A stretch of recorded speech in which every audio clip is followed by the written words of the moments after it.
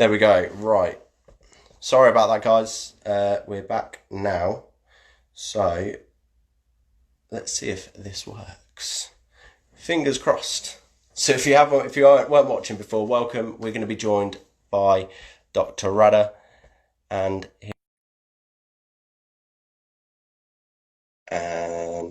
it's connecting. It's doing something. Hello. How are you? Hello, how are you? I'm very well, thank you. I do apologise. I don't know, like the technical stuff. It happens all the time when you do stuff like I this. think I think Instagram Live and Zoom, they're all having like moments. They're like, why are you using us so much at the moment? So don't I think worry. everyone's online at the moment, aren't they? I So it's know. just like the bandwidth it can't I, cope. I was literally just sitting there thinking, have I pressed the right button? What can I say? I was like, live. Oh, well, we've got there in the end anyway. So how are you? How are you finding things?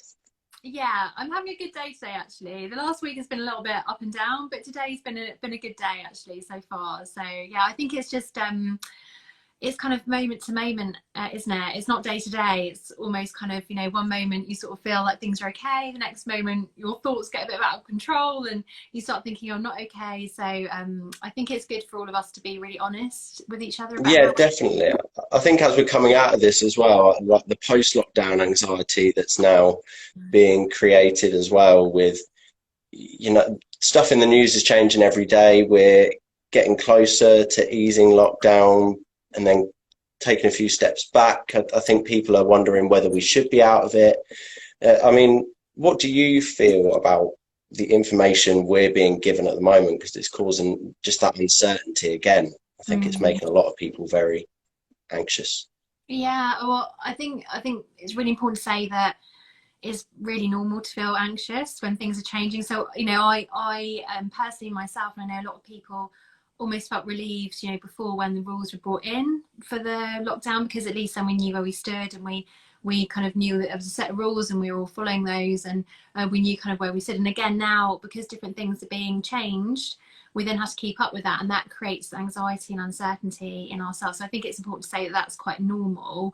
I think the other thing that's important to say is I think information and kind of educating yourself about not just the rules, but also what applies to you in your specific situation is really important, because everyone in this whole period has got different worries, different concerns, different set of circumstances. Yeah, So I think to help reduce anxiety, it's important to look at the rules, but then also get advice, support, learn to interpret those rules in terms of what your personal situation is. And also, work out, again, different people have different levels of attitude to activities, to risk, to what they're going to do. So I think it's all of us are being asked to kind of almost reset that and think about what our own attitude to risk is. So I think also you have to be sort of driven and you have to follow your instincts as well in terms of what is best for you as an individual, obviously alongside the rules, because we all need to observe the rules so we can hopefully reduce this virus and we can yeah. get back to a kind of normal. I think there's a few different things that have concerned people. I guess at the start of it, there are a lot of people that suffered with the anxiety and stuff like depression. It was kind of a safe haven. Like I don't have to go out and face the world anymore. And then we had the changes in routine, which especially people who suffer with autism, like routine is a key part. So when that was affected, I mean, I'm mildly autistic as well, as I spoke to you last week about it, and just Mm. that routine, trying to change the way I lived and adapted to things was very hard. And now it's almost people have got to do that again, haven't they? And Mm. I think what's important to focus on now is people managed to do that at the start, and it was a lot more worrying at the start. Death rates were very high. And now we're coming out of this. I think it's important for so many people to realize, right, I've done it again. I've done it before. I can do it again. And that they're not alone in this. I mean, it's a lot of anxiety has been felt by everyone, whether there's a pre-existing mental illness or mental health condition there. Mm. Everyone has felt this. And I think that's given people the feeling of they're not alone, Mm-hmm. which is very nice. And also it's promoted a lot of mental health awareness. You've done a lot of inspiring things and posted a lot of inspiring things online and helped people get through. Thank you. this Likewise. period. Wow. Yeah. Well, actually, it's helped my own psychology actually to kind of. So actually, all the things that I posted have either been things that have been impacting me, or they've been things that have impacted my friends when I've spoken to them on the phone, or my family, or just, you know, when you're watching the news and you listen to the radio and you just get a sense of the collective sort of mood and what people in general are feeling and what the general emotion, I think, um, of the country is, but also, you know, the world. I mean, you know, I don't think we realize how much sometimes we can pick up on energy, emotions, feelings, and I think it's important to tap into those and actually sort of think, okay, well, where are we now as a society, and what do we need, and what emotions are we feeling? And like you were saying, I think it's great advice what you just said then, is actually that if you've done it before, you can do it again. I think sometimes we forget what we've managed before, what we've coped Yeah. with before, and often, you know, like I remember saying something to one of my friends years ago, and I was like, oh, I don't know if I can do it, and they're like, but Rod, like, you've done this and you've done this and you've done this. I was like, oh yeah, okay, all right, maybe I can do it. So sometimes it's good to just bounce that off a friend, isn't it, to kind of help you realize that you Yeah, definitely. manage this, and so therefore why would you not be able to manage it again? And I think we'll come out stronger after this. Laura's just commented as well. She said, post-lockdown anxiety, I feel, is worse than lockdown. Uh, she's pride about mixing in again in public spaces, worried about mixing again in public spaces, and it was safer. She felt safer being at home. Yeah. So again, different people, obviously, different people have different circumstances medically, in terms of what their needs are financially, their job, etc. But I think, you know, you're definitely not on your own in that, in terms of how you're feeling, in terms of how you're worried about things. And I would almost encourage people to sort of work out. You've got the rules which we all need to follow, but also your own personal set of rules alongside those are sort of subsets, if you like, a subset of rules, where you're following obviously the ones we're all recommended to follow, but you're actually also designing for yourself what is good for you mentally, physically, what kind of places do you feel comfortable in, what places do you not feel comfortable in, and actually almost kind of have a little think about that for yourself, so that you almost have a bit of a guide for you as an individual, so that every time something comes up, or a conundrum comes up, or a worry comes up about if you should go somewhere or do something, you can actually kind of refer back to those and actually look at those again. I think that might be quite helpful. Yeah, definitely. And also, you know, make sure that as much as possible we're finding out the facts about risk from the experts, and about how things are transmitted, and, you know, making sure we're basing our sort of guidelines, if you like, on what is actually the science and the facts. I think that's also important, because again, and it's quite understandable, 100% understandable, our emotions can sometimes sort of colour that. So I think it's a balance between the two. Yeah, and I think it, again, like talking about the media, it's having that balance of not over watching the news too much and taking it in, especially when it comes to, you know, sleep's so important to improve your mental health and your anxiety levels. And over watching the news, especially I found for me at the start of it, you know, I had a lot of sleepless nights, because it's focusing on all that negativity, which isn't healthy before you sleep. And, you know, sleep's one of the crucial things into beating this virus. You know, the scientists came out, didn't they, and said 5 hours of sleep every night, it boosts your immune system. Your immune system needs to reboost itself as well. So I think it's key managing how much you're watching the news and regulating yourself, but also keeping yourself into a bit of a routine, and how you're talking to your children as well. You know, children are picking up on this. They're more intelligent than what we give them credit for. Yes. And And it's they say it as it is as well, and they ask questions in a very direct and very sort of authentic way. You know, as adults, sometimes we're scared or we're frightened, and we yeah, couch our questions or our comments in language that doesn't really allow that kind of rawness of emotion to come out, whereas children just say it as it is, which I think is why they're so incredible. Because actually, you know, I did a piece with BBC News with some children asking questions, and they just ask really straightforward questions that basically all of us are feeling, but we wouldn't kind of voice in those terms. So one of them said, you know, I hate this virus, I'm really scared of it, I want it to go away, and I just, you know, I'm so worried that people I love are going to die. You know, that's basically what we're all feeling, and yet Yeah, and adults, we don't quite say it as it is. So, you know, it's important to listen to children because they voice a lot of what adults are worried about as well.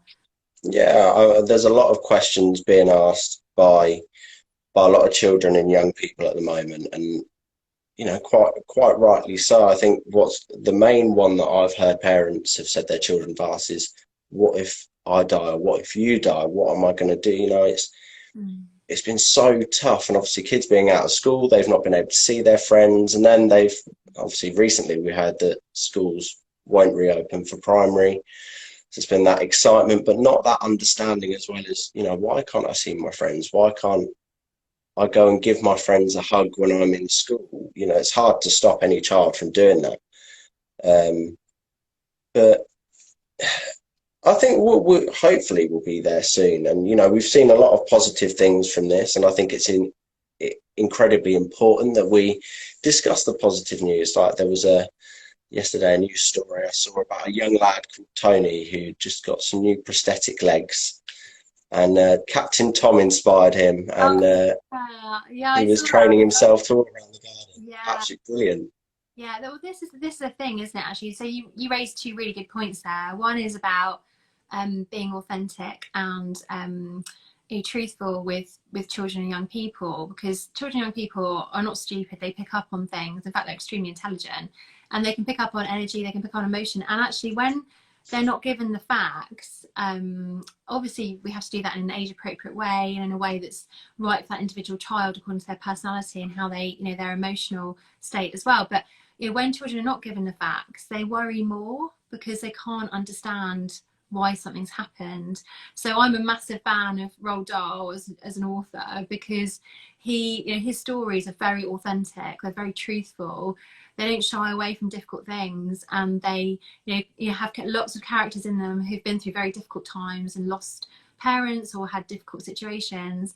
And actually, once, you know, when if there's something you're worried about and someone's not giving you the facts or trying to explain it and they're just saying, oh no, it's fine, you know it's not fine. So actually that makes you more anxious. So actually, you know, explaining, sitting down, educating, saying to that young person, you know, we don't know, I don't know, and I feel how you feel, but I know how to help myself, and this is what we can do. Why don't we do these things together?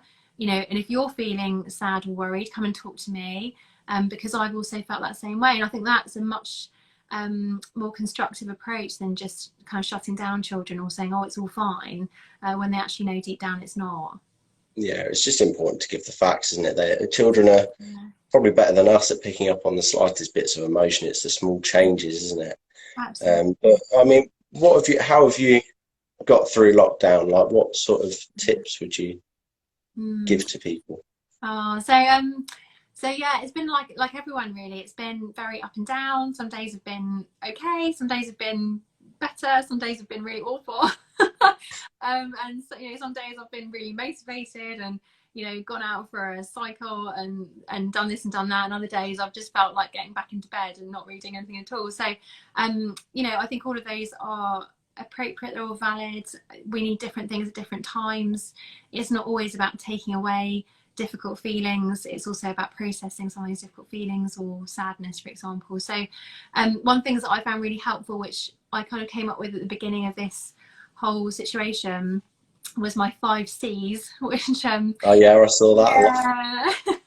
Which is, I feel kind of bad for touting it about, but actually it's been really helpful for me, and also I've had a lot of nice feedback saying it's been really helpful for other people. So so basically they are control, so looking at what you can control and focusing on that and being proactive about that, and that is getting information, getting facts, following the guidance, so looking at following the medical guidance as well to minimize risk.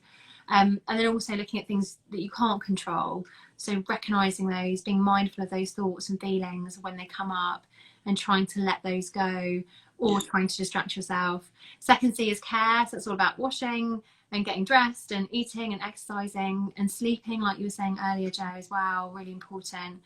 Third one is continuity, so structure, listening to the same kind of programs or watching the same kind of programs and films you normally watch, having a bit of a routine. Fourth one is creativity, so that's like music, hobbies, art, singing, whatever makes you happy. That's really good to bring us into the present moment and stop us worrying. And the last one is compassion, which is all about obviously kindness to other people, but also being very gentle with yourself if you're having a bit of a tough day as well. So I found Yeah, those for me. it's that continuity and that trying to keep things as normal as possible. I think is really important, isn't it? Because you don't want it to feel too different from the way you live. And it's sticking to that routine and that structure. I think what's, you pointed on it there, like some days you'd wake up and you'd be all right. Some days you'd be a bit off and not want to do anything because that structure's been so out. It's not been a continuous structure. You don't know what's going to happen day to day. You don't know what we're going to be advised by, the Prime Minister when they do the announcements. And like you So say, a lot of anxiety, it basically comes from a place of fear, and it comes from a place of not feeling safe. And so, especially with anxiety, it's really helpful to work out what things help you feel safe. And one of those is, like you say, that sort of continuity and that grounding in the normal and things that you recognise about your daily life. And obviously those have changed, but we can still hang on to the most kind of crucial things. So anything that gives you comfort, makes you feel safe, will really help, I think, when we're starting to feel anxious. But we're all being asked to really dig deep, I think, emotionally and mentally, and really understand ourselves a lot more, and understand what helps us, and really treat our mental health as a priority, which it always has been.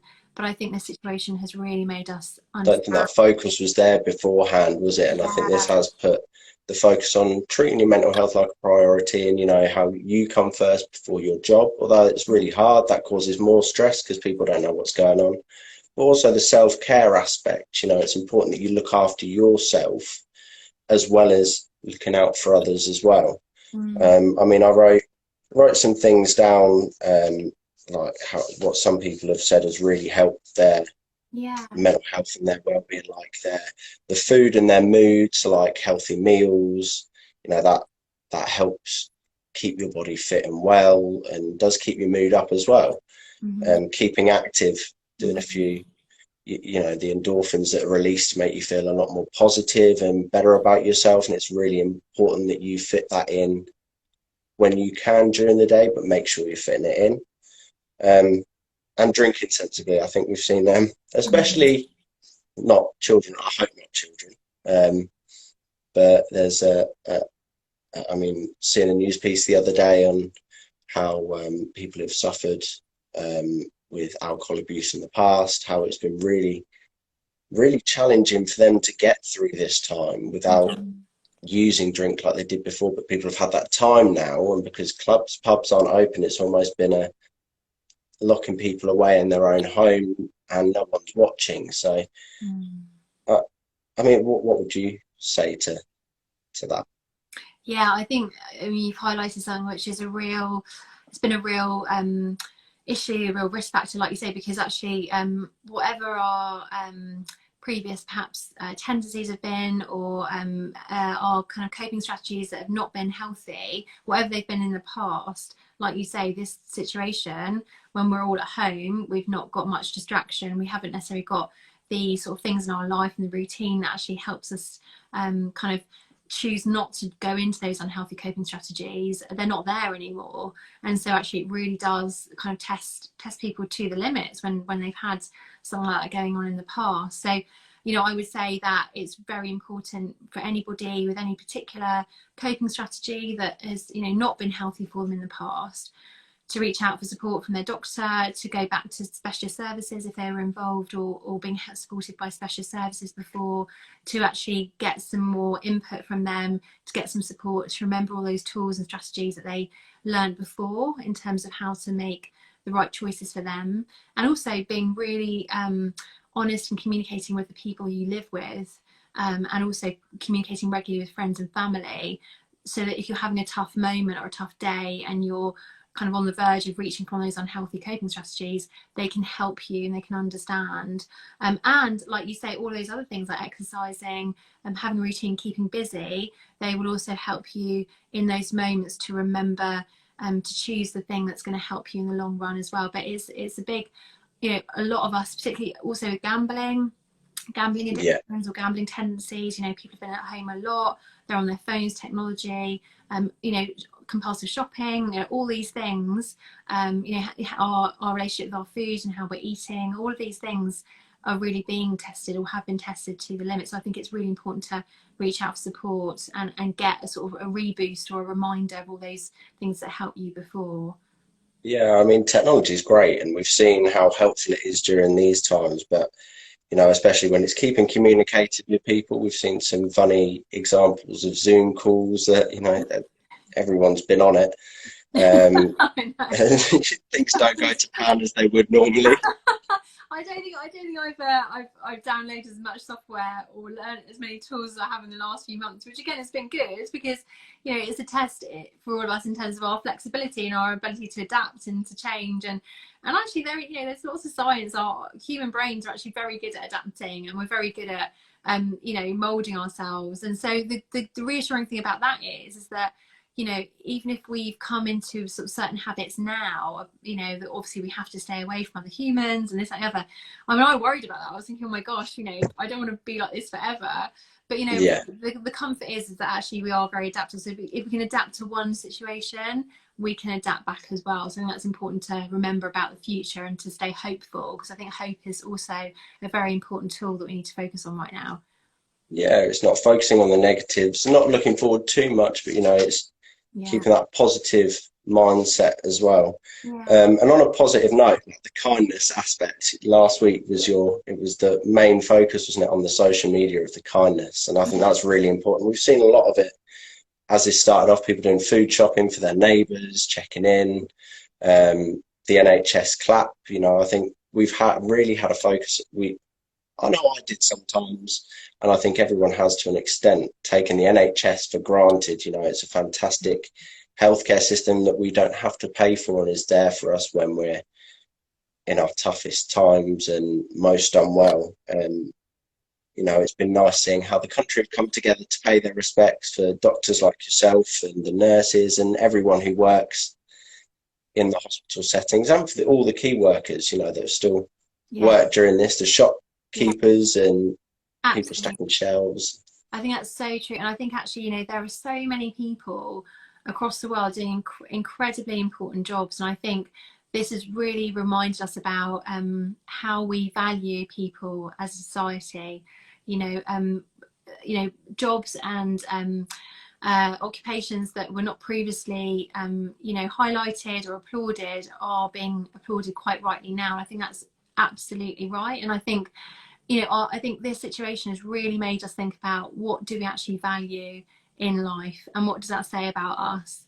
And I know from my point of view, I've had so much kindness from shop workers and post office people and postmen and women and all these amazing people. When I go out to do my shopping or to pick up something, they've been absolutely incredible. They've been so kind. They've gone to the back of the shop to get some milk and said come back and pay later. They've cheered me up, they've had a chat with me. I just think they're amazing, and I think that is something we should not forget when this situation is over. It's been really nice, actually. Like even walking to the shops, like that simple good morning to someone else and someone else saying it back. Like, that was something. When I was a child, I used to just say good morning to anyone, but as I've grown up, no one really said it. But as soon as this lockdown started, there was so much more communication with people. It does put a smile on your face, and you're not alone in this situation where you're having to maybe isolate on your own. And it's just that little conversation, doesn't matter if it's a minute long or a few seconds long. It really makes such a positive difference to your mind. And just knowing that someone's taking a bit of time out of whatever they were doing just to stop and say hello. Yeah, so true. Like in my local supermarket, I've got to know because I used to go to a supermarket further away, so I changed recently, and I've got to know about 5 or 6 of the staff there. We have a chat every week, and it's really, really nice when I go out for a run or a cycle. I try to always, I'm a bit like you, I always try to wave at people or just acknowledge them, and actually when they wave back, then it makes me feel really, really happy, and I actually thrive off that energy. And because that is community, we're social creatures, that's our society. So when we see people working together, even if we don't know them, that really gives us a massive boost. And even if they don't, and some people don't wave back at me, I'm like, okay, do you know what, I don't know what's going on for them at the moment, I don't know what they're going through, they might be having a tough day. And so again, it's about just it's that old phrase, you never know what someone else is going through. So it's about recognizing what might be going on in someone else's life. It's like, don't judge a book by its cover, isn't it? Exactly. Yeah, it's just the looking out for others. Like I said this earlier, I just hope that the support that everyone else has given and the awareness, I mean, this has done great things for awareness. It's people without, like I said earlier, the pre-existing mental health conditions who might not have understood it's affected them as well. And I hope this carries on afterwards, and I think it will. I think a lot of people will be quite shocked actually because of this situation. And it's just being kind to others. You, Joe, actually, like what's kind of, you probably learned a lot of things about yourself in this time, but what's the main thing that you've learned about yourself in this period? I think the main, I'd say the adaptability. I think I found it very hard, especially before this, to adapt to any new situations. But I think the different thing with lockdown, I've had to adapt to it. I haven't had that choice. Whereas before, I think sometimes I was getting, no, I don't want to do it, and I was getting so anxious that I would just not do it. I'd put it aside. But what I've realised is I can do it. It's right. I've got through this and I've adapted to this. So just to push myself a bit more and to realise that I can do it. A lot of the time, we fill ourselves with so many negative thoughts about ourselves, and it's harder to often think of the positive things. But also, I think I've learned to think more positively because I haven't been able to go out and see as many people. It's also showing the true colours and who your true friends are in this as well.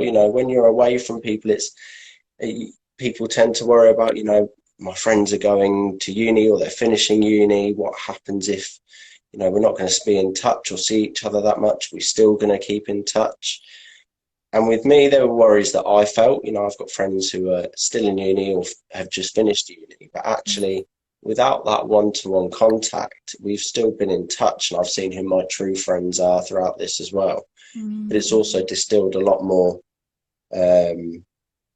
have more confidence in the world, I think I can say at the moment. Before I'd be like, what is this world coming to? We're filled with so much negativity in the news, but actually we've been filled with more positivity when we push away the coronavirus about what people have done.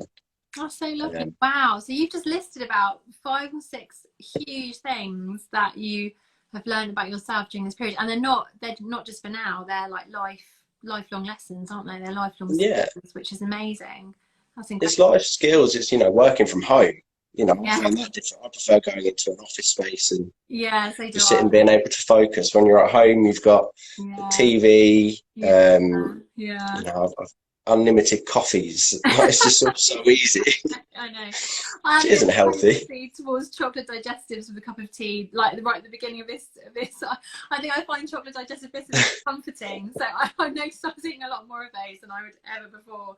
Because normally the question is it milk chocolate or dark chocolate? It's milk chocolate. Dunking them, they've got to be in the fridge though, and dunk them in some milk where they're nice and hard. After eights. I'm a big fan of after eights as well. Beautiful. So we've been able to indulge as one of the things we like in this as well, and it's not been all bad. There's been a lot of things that haven't been great, but I don't think that's necessarily. I think maybe in how this situation's been dealt with in some areas. It's been an incredibly difficult. So I wouldn't like to be a government, a member of parliament, or whatever at this time. It's Mm. incredibly difficult. Mm. But putting all that aside, we've seen so many positive things come out of this. And I think going forward, it's going to be such a life experience that Mm. will help so many people, probably without realizing, in many different aspects. And, in 20 years' time, people will be saying to their kids, well, 2020, we had this lockdown. It's going to be one of those very historic moments. It really is actually. And I know a lot of people, quite a few of my friends actually have started up projects in this time that they have been wanting to do for ages, but either been too worried about failing at them or not having time to do them, or just pushing it back because they had to get on with their other job. And so I know a lot of people who have started painting and drawing and actually kind of establishing themselves or getting themselves out there for that rather than their normal job, which has been really. So I think actually a lot of people have overcome quite a lot of personal fears about who they are, what they put out in the world, not giving up the idea they really care about what other people think about Yeah, them, and giving up the idea about worrying about failure or how they're going to be perceived, because this is such a huge crisis and we're talking about things like life and death and all these things that we're seeing. I think people have really kind of had a perspective shift in their own life, and they're like, do you know what, if I don't do this now, when am I going to do it? So I think that also is something that I've seen in a lot of my friends, and also myself. I definitely have become less worried about what people think, about what I put out there. I've become probably a bit more open about things, and that's probably a really good thing. I've also realized that actually what I say is helpful for people. So yeah. that's good. Sometimes Do you sit there thinking to yourself as well, like, what have I just said? Did it make sense? Did it help? yeah, Like, I know, it's true, it's true. So actually that's been a learning lesson for me as well, is that in a way, like it doesn't really matter if you're putting something out there with good intention, and if it's affected someone that then it must have affected other people. And so just put it out there, and just, if your intentions are good and you're trying to help people, that's all that go matters. for it. Yeah. Yeah, Laura's just commented again, going, I think this time is shaking off what other people think anxiety. Um, Oh yeah. which, yeah, that's very true.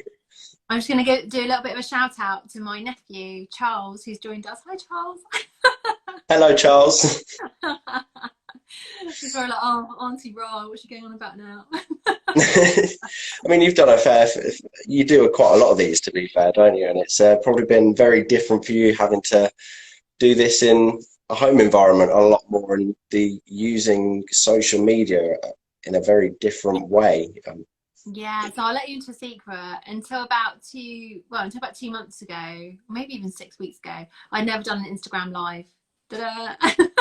No, I think this is my second one, which Oh is probably why it didn't work first time round. But no, it's fine. But no, but you're right. It does.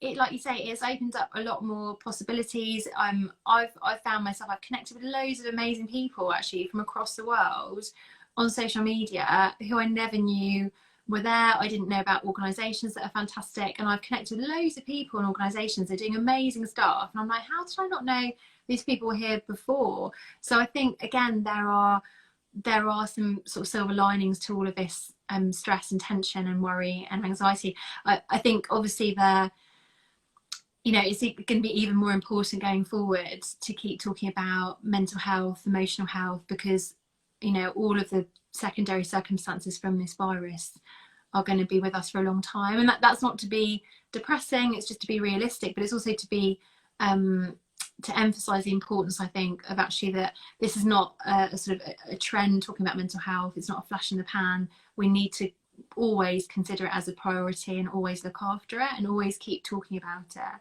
yeah, and it's not a weakness to talk, and I hope that's one of the big things that come out in this. I was, Mm. like you said, the opportunities. I was lucky to have ITV contact to do the advert for them. It's no matter who you are, as men especially, there was that stereotype of, don't talk about your mental health or your feelings, because that's not the man thing to do.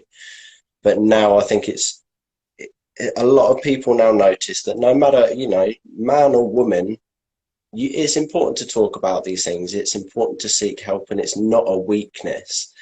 And that's been one of the biggest things I think that needed to happen. That conversation needed to Absolutely. happen.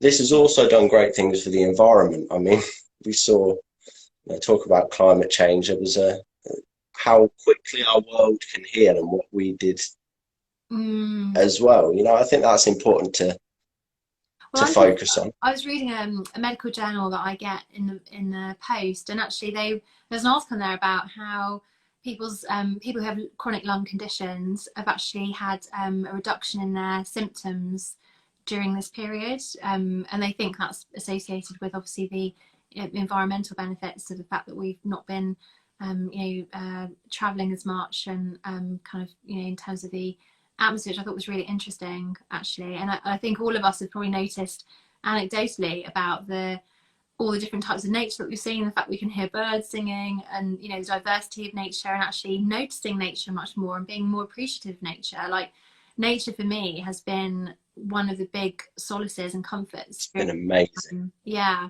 Just those small things that, I think we all look for such big things that are going around, but we miss these small, important things that make such a difference. Like the sound of the trees, when we had such lovely weather at the Mm-hmm. main time of lockdown, and it was just going outside, hearing the birds and the trees, and it made you feel a bit more free and how you Mm-hmm. felt. It cleared the head, and It does, and I think you nature didn't have to look very far. also kind of, no, you don't. Like you say, I think as humans we make everything very complicated, and actually the simple things are often the truest and often the most effective. So things like music and exercise and our pets and nature and arts and crafts and all these things that are really good for us. And hopefully for most of us they're free things, or they're accessible to some degree. So actually they're universal for everybody. And I think we'd sort of forgotten about our relationship with nature. I know a lot of people have been growing vegetables. I've been growing vegetables too, which I have never really done before. But a lot of us have been reminded about these things, which are, like you say, simple, but actually right there in front of us to use for our well-being and for us to be grateful for as well. Yeah, it's so important. I mean, the opportunities, just going back to that as well, the opportunities this has created for many people, I mean, we'd come across each other a few times in different things, but not Yeah, ever spoken. I And know, it's true. I know, and it's it's funny how been mad. I know, I feel like now I've met you. Obviously, it's been remotely, but it's true. You kind of circle around people sometimes, don't you, in different things you're doing, and then sometimes, like you say, these situations are when actually people then start to say, "Oh, okay, maybe we should do something together. Well, how can we help? Like, what can we combine in terms of doing something to help people?" And I think that's been the really lovely thing, that even individual charities have bonded together, have helped each other. Everyone really is trying to sort of hopefully help and get the best out of this situation. I think that is a massive comfort for people to remember Yeah, that. definitely. And, it gives you something to look forward to after lockdown. Hopefully we can meet properly after lockdown, and Yeah, different organisations that we've connected with and the opportunities. And I think it's important to get together and really, yeah, we've done it in these times. And I think we'll see some amazing projects as soon as everything's up and running again. yeah, There's going to be so many amazing things happen after this.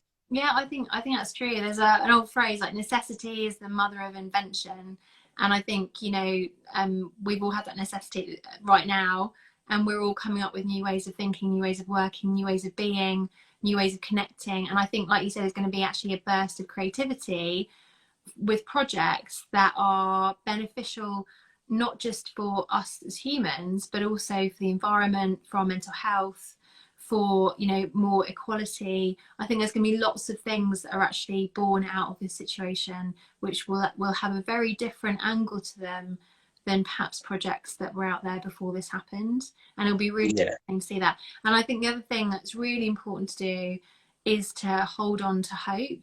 And when you use the word hope, people are like, "Oh, you're not being realistic, blah blah blah." I'm not talking about being unrealistic. I'm talking about mm, hope within the context of reality. But hope is really important. Hope makes us get up in the morning. It makes us start and try. It keeps us going when things are tough and difficult. and it also makes us find solutions. So I think, you know, having something to look forward to, holding on to hope. You know, I always say, like, hope is love in action, hope is kindness, hope is, you know, all of the good things we see around ourselves. And this situation must and will come to an end. So it's about trying to work with the situation and trying to find those things that we are being asked to find right now. But remembering that things are not going to be like this forever. I think that's very important to remember when things are sometimes quite hard when you're listening to the news. I love that. And I think, yeah, it's so important for the way that we cognitively think and process things, isn't it? Just that bit of extra thought process, like you said, it's being real, but just having that positive outlook. I know you've got some other things going on today, but just before we go, like, we'll both do it. 5 positives out of the coronavirus. Like, I think it's important that we can just end on a positive note. And any advice that you give to anyone who may be struggling. Oh, that's nice. So 5 positive things. So for me, I've learned much more about myself and the strategies that I use to help myself sort of feel better, and gained a bit more trust in that. I think we've seen a lot more kindness, and we've seen kindness being valued in the world, which is very important.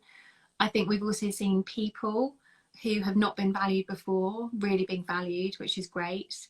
I think there's been massive benefits for nature and the environment.